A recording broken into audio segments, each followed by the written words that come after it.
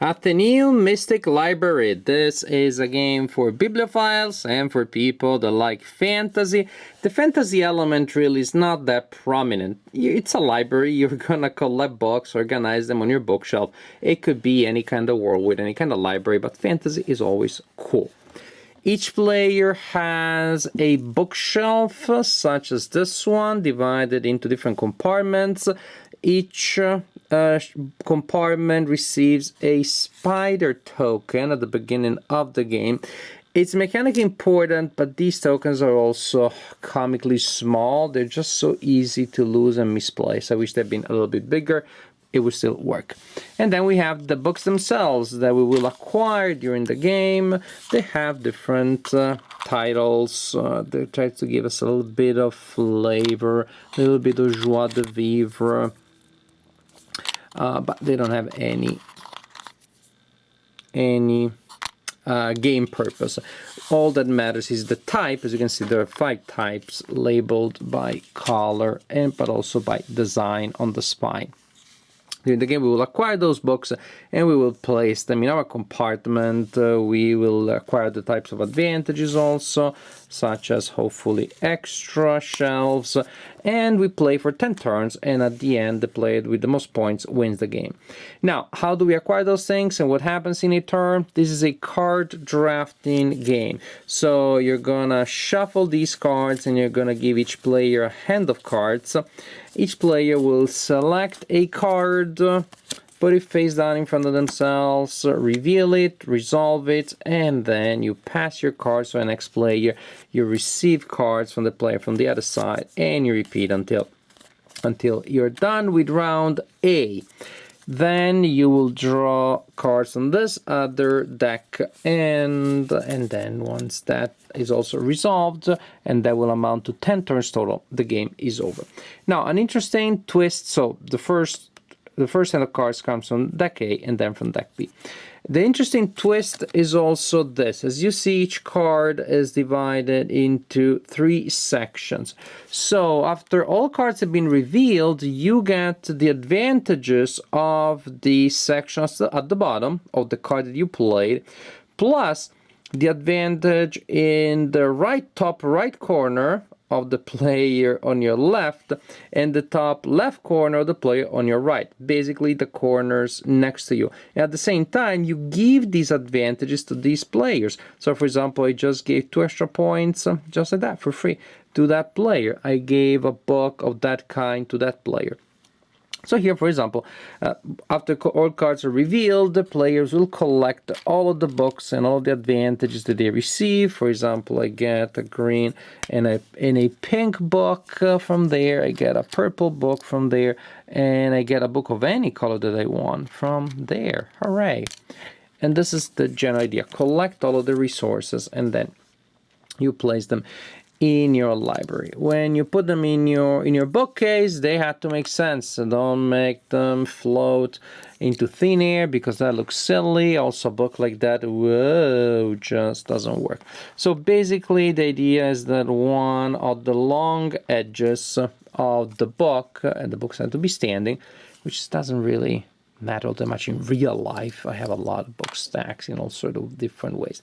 But one of the long edges must be against something, against one of the walls of the compartment or against another book. These, for example, would all be legal placements.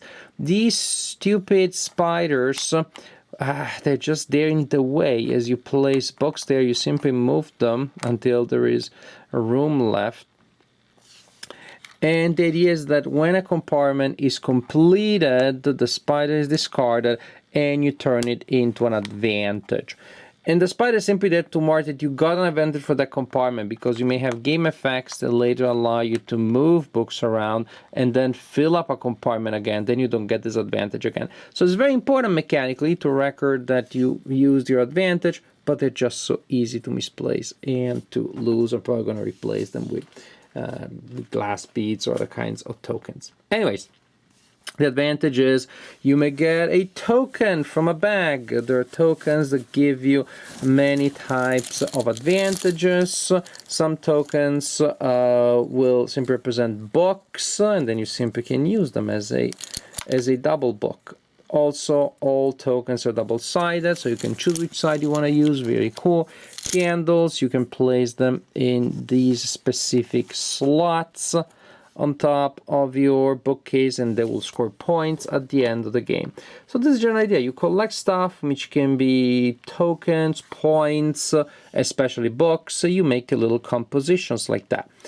After everybody's done, players can try to complete some of those objectives, or better, they can demonstrate that they completed an objective. There's a deck of objective cards that they come from, 4 are available at the time. And so, for example, if I demonstrate that I have books in that configuration on my bookshelf, regardless of type, then I score those points. And just, for example, that would be the case with it. I will need some more books here on the side, some dark arts books. Should work for that purpose. Hooray! I completed that card, as you can see. And so I'm gonna score 6 points because that's the value of that one. You start the game with 2 magic ones, so when you complete an objective, you spend 1. Which means sometimes you do have the ability to complete an objective, but you cannot actually score it. If you don't have any wands, you will need ways of finding wands from advantages that come from the cards, for example, from tokens, from some of these. For example, this one, if I complete that one, if I complete that card on top of scoring 4 points, I also get a wand. So basically, put a wand, take a wand, it is for free. This is the general idea. You're trying to score as many points as possible by fulfilling those objectives that will give you points as the game progresses. And then also you're creating conditions to score points at the end of the game. After 10 rounds, players will score some extra points in the final score. Each bookcase has a tiny symbol there that indicates the favorite book, the favorite kind of book of the owner of the bookshelf. This one, for example, for that. Each book that you have of your favorite kind is worth a point at the end of the game. Each filled compartment that is completely full at the end of the game is worth the number of points indicated next to that compartment. Candles, each candle slot on top of your library that has a candle is worth the corresponding number of points. Each one that you still have at the end of the game is worth 1 point, and at that point you total all points from all sources, and the player with the highest score wins the game. Atheneum. So what we have here is card drafting with a strong puzzle element, with shifting rewards that keep changing over time with those objective cards. I don't think I mentioned this at the end of each turn. One is discarded, another one is revealed. So you also have to plan ahead because you only have no more than 4 turns from when a card shows up to when it is removed to complete a certain objective. And it is a game with a lot of flexibility, with a lot of agency, and a lot of interesting decisions. So I believe for a card drafting that you may think I've seen them all, it has a couple of interesting twists. Not secondary is the fact that your cards are gonna help someone else, and so that's another interesting element here that kind of like brings a plot twist to the entire card drafting element, which is I'm going to choose something that is good for me, but at the same time, oh no, that gives that player exactly what that player wants, not so good. So there is that element, which is already interesting per se. You're trying to collect your resources, so there's planning, of course, but then there is also tactically responding to what the opponents do, because then you may get the advantages that you wanted and that they're forced to give you because they want something else. So it's nice to have a good sense of what you're going to do in a turn when you plan your thing, get extra stuff that you did not expect. Maybe there's an element of push your luck here. Okay, if I play this card, I'm going to be 1 book short from completing that awesome thing. Let's hope that somebody gives me that. Or I'm going to go for a safer play because I know that from what I got here, I'm going to be able to do something else. So that's fun and that's interesting. as you have resources that change, you have a good degree of control, but then you're looking for opportunities, you push your luck to see if you'll be able to complete certain combos.